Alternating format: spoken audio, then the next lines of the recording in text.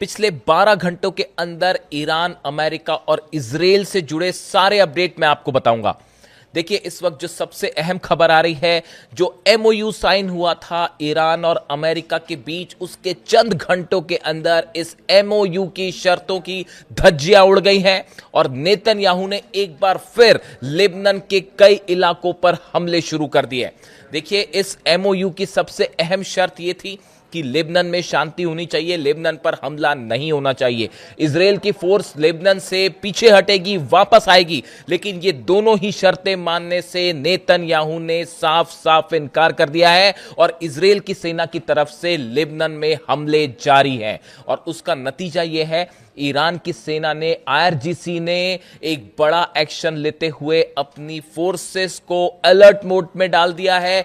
जितनी मिसाइल्स हैं उसको अलर्ट मोड पर रख दिया गया है। और जो खबरें आ रही हैं ईरान से कि अगर इसी तरह से नेतन्याहू के हमले जारी रहे लेबनान में, तो ईरान प्रीएम्प्टिव स्ट्राइक करेगा, इजराइल पर हमले करेगा। देखिए, ये हालात पहले भी थे। लेबनान पर 3 दिन पहले जब हमले हुए थे, उस समय ईरान ने हमले की तैयारी कर दी थी, बल्कि अनाउंसमेंट भी कर दिया था कि आज रात हमला किया जाएगा इजराइल के ऊपर। लेकिन डोनाल्ड ट्रंप के इंटरफेरेंस के बाद वो उसे रोका गया था, क्योंकि एमओयू साइन होना था, इस तरह की बातें थी। एमओयू के बाद जैसे ही साइन हुई, अब्बास अराक्ची साहब विदेश मंत्री ईरान के, उन्होंने साफ इस बात को कह दिया था कि अगर लेबनान पर हमले जारी रहे तो ईरान करारा बदला लेगा। अब ईरान की सेना की तरफ से ये खबरें आनी शुरू हो गई है। अहमद वाहिदी साहब, आईआरजीसी चीफ जो हैं, उनके सोर्सेस से ये खबरें आ रही हैं कि अगर नेतन्याहू नहीं रुका, अगर ट्रंप नेतन्याहू को नहीं रोक सकता, तो ईरान रोकेगा। ईरान की मिसाइल्स रुकेगी, खैबर और खुर्रम शहर रुकेंगे। इजराइल के जितने स्ट्रैटेजिक लोकेशंस हैं, ठिकाने हैं, वो सब ईरान की मिसाइल्स के निशाने पे हैं। और ईरान का कहना ऐसा है कि इस बार जो है पिछली बार से बड़ा अटैक किया जाएगा। जो खबरें हैं उसके मुताबिक जब नेतन्याहू को इस एमओयू की शर्तें बताई गई, उन्होंने इन शर्तों को मानने से साफ इनकार कर दिया है। देखिए, इजराइल की सेना, मोसाद और सरकार के जितने मिनिस्टर्स हैं, इनके बीच में एक बड़ी बैठक हुई है, जिसमें यह रणनीति तैयार कर ली गई है कि अब इजराइल को आगे क्या करना है। लेबनान के हमले को लेकर इजराइल की सेना की तरफ से यह साफ कर दिया गया है कि यह हमले जारी रहेंगे।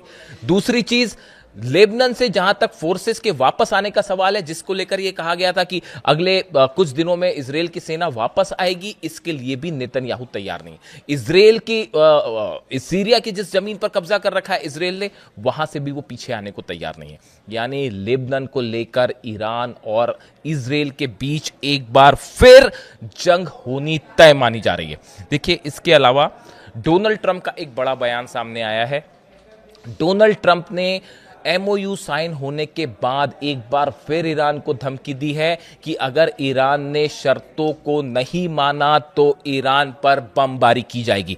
यानी फिर से डोनाल्ड ट्रंप उसी धमकी भरी भाषा पे आ गए हैं जहां से बात शुरुआत हुई थी। और डोनाल्ड ट्रंप फिर ये कहने लगे हैं कि ईरान पर हम बम बरसाएंगे अगर शर्तों का पालन नहीं हुआ तो। अब देखिए, तमाम एक्सपर्ट्स, ये जो रिएक्शंस आ रहे हैं इस एमओयू को जो साइन किया, जिसको लेकर तमाम बातें हुई कि अब शांति हो जाएगी या इस तरह की जो बातें थी, उसको लेकर यह माना जा रहा है कि हॉर्मुज में डोनाल्ड ट्रंप फंस गए थे। इकॉनमी बुरी तरह से सफर कर रही थी। अगर हॉर्मुज नहीं खुलवाते तो चुनाव भी हारते मिड टर्म पोल्स। सिर्फ उसको ध्यान में रखते हुए डोनाल्ड ट्रंप ने यह डील की और ये एमओयू पर साइन करने को तैयार हुए। सब शर्तों पर ईरान भारी पड़ता दिखाई दे रहा है इस एमओयू को लेकर।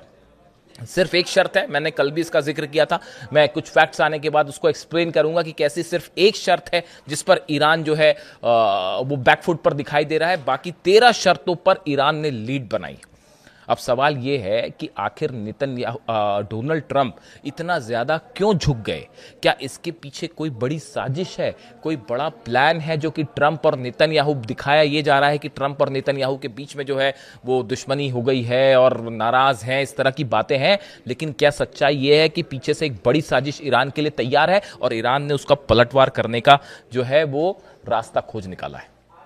हालात ये है, लेबनान में जंग नहीं रुकती दिखाई दे रही है और नतीजा ये है कि एक बार फिर इजराइल और ईरान फ्लैश पॉइंट पर सामने बैठे हुए हैं और किसी भी वक्त हालात फिर से ऐसे हो सकते हैं। बस एक हमला और हालात ये हो सकते हैं कि फिर से जंग शुरू हो सकती है। इस बीच ये खबरें हैं इस तरह से कि नेतन्याहू डोनाल्ड ट्रंप से मुलाकात कर सकते हैं और मुलाकात के बाद शायद कोई और आगे की प्लानिंग सामने आए। इस तरह की भी कोशिश में जुटे हुए हैं नेतन्याहू की वो डोनाल्ड ट्रंप से मुलाकात करें। इसको लेकर जल्दी कोई खबर सामने आ सकती है।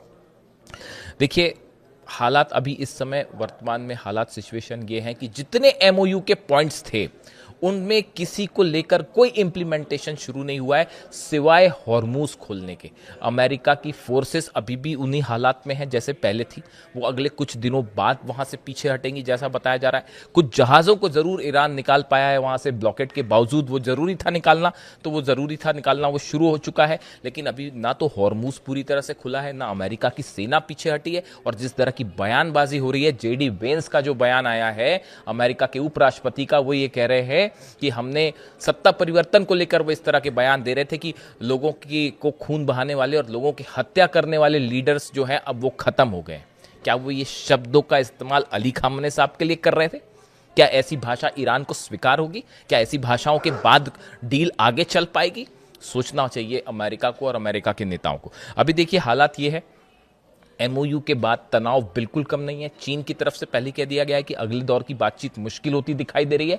और इसी बीच रूस पे भी बड़े हमले शुरू हो गए जिसका सीधा असर इस डील पर पड़ता दिखाई दे रहा है। देखिए, वहीं एक बेहद अहम खबर यह है कि सऊदी जो है वो अब ईरान के साथ खड़ा होता दिखाई दे रहा है इजराइल के खिलाफ। सऊदी के फॉरेन मिनिस्टर जो है प्रिंस फैजल बिन फरहान, इनकी तरफ से एक बड़ी चेतावनी दी गई है इजराइल को और नेतन्याहू को। उन्होंने कहा है नेतन्याहू को अपने हमले रोकने चाहिए, वरना इजराइल का अंजाम बहुत बुरा होगा। जिस तरह से लेबनान में, वेस्ट बैंक में, सीरिया में, गाजा में इजराइल की तरफ से हमले जारी हैं, उसको लेकर सऊदी की तरफ से सीधी सीधी चेतावनी दे दी गई और यह कहा गया कि अगर इस तरह के हमले जारी रहते हैं तो ये पूरे रीजन की सुरक्षा के लिए बेहद बड़ा खतरा होगा। और अगर इजराइल नहीं रुकता है, नेतन्याहू नहीं रुकते हैं, तो ये इजराइल की सुरक्षा के लिए भी बहुत बड़ा खतरा होगा। अब देखिए सऊदी ने ऐसी बात क्यों कही, इसकी बड़ी वजह बताई जा रही है। ईरान ने जितने खाड़ी देश हैं सबको ये बात साफ कर दी है कि अगर इजराइल की तरफ से लेबनान पर खास तौर से हमले जारी रहते हैं तो इसका नतीजा ये होगा कि जो एमओयू साइन हुआ है उसे तोड़ दिया जाएगा और ईरान की तरफ से बड़ा मिसाइल प्रीएम्प्टिव अटैक किया जाएगा इजराइल के ऊपर। और देखिए हालात यही बने हुए हैं, जब से एमओयू साइन हुआ है उसके बाद से लगातार यही आशंकाएं जताई जा रही हैं कि अगर लेबनान पर हमले नहीं रुके, नेतन्याहू को नहीं रोका गया, तो एक बार फिर एमओयू खतरे में पड़ जाएगा और पूरे रीजन में फिर से वॉर छिड़ सकती है। इसीलिए शायद जेडी वेंस लगातार ये दबाव बनाने की कोशिश कर रहे हैं नेतन्याहू के ऊपर कि किसी तरह से ये जंग रुक जाए।